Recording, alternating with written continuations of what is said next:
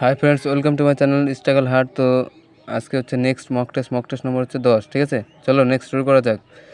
একটি আলোক রশ্মি দুটি মাধ্যমে বিভক্ত মাধ্যম, এইটা হচ্ছে বাড়ির টাস্ক থাকলো। ঠিক আছে, হোম টাস্ক, এটা কমেন্ট করে বলবে। ঠিক আছে, 2 নম্বরটা কী বলেছে, খেলো ইন্ডিয়া ইউথ গেম 2021 কোথায় অনুষ্ঠিত হয়েছিল, সেটা হচ্ছে পাঁচকুলা হরিয়ানা। এটা হচ্ছে কারেন্ট অ্যাফেয়ার্স, এই দুটো আসবে না। Bharat Bangladesh 2020 joint military engineering এক্সারসাইজের নাম কি? সম্প্রীতি। চলো নেক্সট। ত্রিপুরা ভারতের কোন দিকে অবস্থিত? উত্তর পূর্ব দিকে, এই সেটটা। ঠিক আছে, ম্যাপের। তারপর হচ্ছে সম্বর লেক কোথায় অবস্থিত, সেটা হচ্ছে রাজস্থান। তারপর হচ্ছে অন্ধদের পড়তে কোন অক্ষর ব্যবহার করে, সেটা হচ্ছে ব্রেইল। তারপর হচ্ছে শিশুদের নিয়ে কাজ করে সম্মত জাতীয় সংস্থা ইউনিসেফ। ঠিক আছে, তারপর হচ্ছে দিলওয়ারা জৈন মন্দির কোথায় অবস্থিত? মাউন্ট আবু। তারপর হচ্ছে বায়ুমণ্ডলের চাপ মাপা হয় ব্যারোমিটার, বায়ুর মাপার একক কি? বার থেকে ব্যারোমিটার, এই রিলেট করে পড়তে হবে। চিত্র সংশ্লেষ করতে কোন গ্যাসের প্রয়োজন হয়, সেটা হচ্ছে কার্বন ডাইঅক্সাইড। তারপর হচ্ছে ভারতের সশস্ত্র বাহিনীর প্রধানকে, সেটা হচ্ছে রাষ্ট্রপতি। এই প্রশ্নটা কিন্তু আসে, ভেরি কমন। ভারতের সশস্ত্র বাহিনীর প্রধানকে রাষ্ট্রপতি। পশ্চিম দিকে প্রবাহিত নদী হলো নর্মদা নদী। তারপর হচ্ছে রঞ্জি ট্রফি, এটা প্রশ্নটা আসে। রঞ্জি ট্রফি কোন খেলার সঙ্গে সম্পর্কিত? Aga Khan cup hockey, Ranji trophy হচ্ছে ক্রিকেট।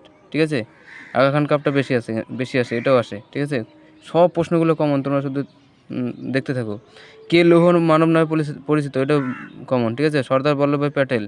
তারপর হচ্ছে নেপালের প্রচলিত মুদ্রা কি? রুপি। তারপর হচ্ছে এখানে দেখো একটা, আচ্ছা ওটা পরে বলছি। মেইন ক্যাম্প বইটি কে লিখেছেন, এই প্রশ্নটা আসে, সেটা হচ্ছে অ্যাডলফ হিটলার। কখন হিরোশিমায় পারমাণবিক বোমা নিক্ষেপ করা হয়, সেটা হচ্ছে জাপানের হিরোশিমা শহরে আগস্ট মাসে 6 তারিখ 1945-এ। ঠিক আছে, তাহলে জাপানের 1945 সালে 6 আগস্ট হিরোশিমায় পারমাণবিক বোমা ফেলা হয়, সেটার নাম হচ্ছে লিটল বয়। ওই বোমটা হচ্ছে লিটল বয়। হিরোশিমায়, জাপান দেশের হিরোশিমায় 6 আগস্ট 1945 সালে লিটল বয় যে বোমটা ফেলা হয়, তার নাম হচ্ছে লিটল বয়। তার 3 দিন পরে নাগাসাকিতে, 9 আগস্ট 1945-এ যে বোমটা ফেলানো হয়, সেটা হচ্ছে ফ্যাটম্যান। ওর মনে রাখবো, কিন্তু এখান থেকে একটা প্রশ্ন আসে। চলো নেক্সট। গরুর দুধের বর্ণ হালকা হলুদ হওয়ার কারণ কি? কারণ এতে ক্যারোটিন থাকে। মানুষের হাত কোন শ্রেণীর লিভার? 3য় শ্রেণীর লিভার। ঠিক আছে, তা হচ্ছে কতগুলি রাষ্ট্র ইউএনের সদস্য, সেটা হচ্ছে 193। এই লিভারটা খুব একটা সহজ একটা চ্যাপ্টার, ওটা বোঝাতে হবে। ঠিক আছে, এখন বোঝাতে গেলে অনেক ভিডিওটা বড় হয়ে যাবে। আমি ফিজিক্সের ভিডিও যদি করি, তাহলে আমি দেখিয়ে দেবো। ঠিক আছে, লিভার এরকম, এখানে একটা ভর থাকবে, এখানে বল বলতে, এখানে আলম্বে থাকবে। ঠিক আছে, এরকম হচ্ছে 3টা, প্রথম শ্রেণী, দ্বিতীয় শ্রেণী, তৃতীয় শ্রেণী, এখান থেকে একটা প্রশ্ন থাকেই। মানুষ হাত কোন শ্রেণীর লিভার, সেটা হচ্ছে 3য় শ্রেণীর লিভার। ঠিক আছে, 3য় শ্রেণীর লিভারটাকে আমি সংক্ষেপে বলি, যে লিভারে একদিকে আলম্ব থাকবে, একদিকে হচ্ছে ভার থাকবে, আর একদিকে বল প্রয়োগ করা হয়। ঠিক আছে, এটাই মনে করো আমাদের হাত।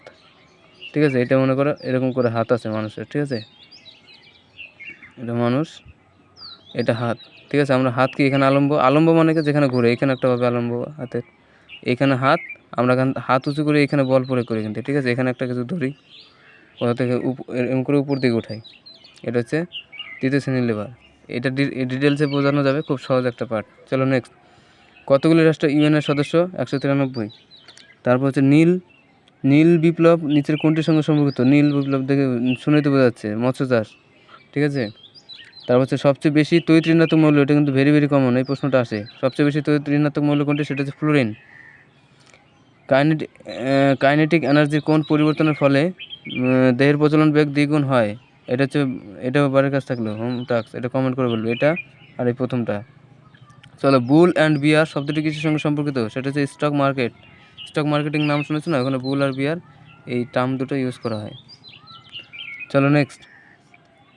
আলোকবর্ষ কিসের একক? সেটা হচ্ছে দূরত্বের একক। ঠিক আছে, লাইট ইয়ার। আলো 1 বছরে যত দূরত্ব অতিক্রম করে, তাকে বলা হয় 1 আলোকবর্ষ বা লাইট ইয়ার। ঠিক আছে, আলোকবর্ষের থেকেও বড় একক হয়, সেটা হচ্ছে পারসেক। ঠিক আছে, 1 পারসেক সমান হচ্ছে 3.26 লাইট ইয়ার, আলোকবর্ষ। ঠিক আছে, চলো নেক্সট। এই প্রশ্নটা কিন্তু ভেরি কমন, এটাও আসে, প্রত্যেকটা প্রশ্ন common. My music my life গ্রন্থটি রচিতাকে? পণ্ডিত রবিশঙ্কর। কোন বাদ্যযন্ত্রের সঙ্গে কে সম্পর্কিত? এইখান থেকেও কিন্তু প্রশ্ন আসে। ঠিক আছে, তা হচ্ছে এই যে দেখো, পণ্ডিত শিবকুমার শর্মা কোন বাদ্যশিল্পের বিশিষ্ট অবদান রেখেছেন? সেটা হচ্ছে সন্তুর। ঠিক আছে, পণ্ডিত শিবকুমার শর্মা কোন বাদ্যশিল্পের বিশিষ্ট অবদান রেখেছে? সন্তুর। নেক্সট কি বলেছে, নিম্নলিখিত কোন ব্যক্তি কণ্ঠসঙ্গীত ছিলেন না? সেটা হচ্ছে শিবকুমার শর্মা। নিম্নলিখিত কোন ব্যক্তি ভারতরত্ন সম্মানে ভূষিত হননি? সেটা হচ্ছে রাজ কাপুর, হননি। হয়েছেন সত্যজিৎ রায়, লতা মঙ্গেশকর, ওস্তাদ বিসমিল্লাহ খাঁ, কিন্তু হননি রাজ কাপুর। নেক্সট লাস্ট হচ্ছে রবি শর্মা নিম্নলিখিত কোন শিল্পের সঙ্গে যুক্ত ছিলেন? সেটা হচ্ছে চলচ্চিত্র, ঠিক আছে, সিনেমা, চলচ্চিত্র মানে সিনেমা। তো চলো কমপ্লিট হয়ে গেলো 30টা প্রশ্ন। তো ভালো লাগলে অবশ্যই লাইক কমেন্ট শেয়ার করবে এবং সঙ্গে থাকবে। একটা সিট কিন্তু নিতেই হবে যে করে হোক, ঠিক আছে, ডু অর ডাই। আর ভালো লাগলে অবশ্যই একটু শেয়ার করে দিও বন্ধুদের কাছে বা হোয়াটসঅ্যাপ গ্রুপে। চলো, থ্যাংক ইউ।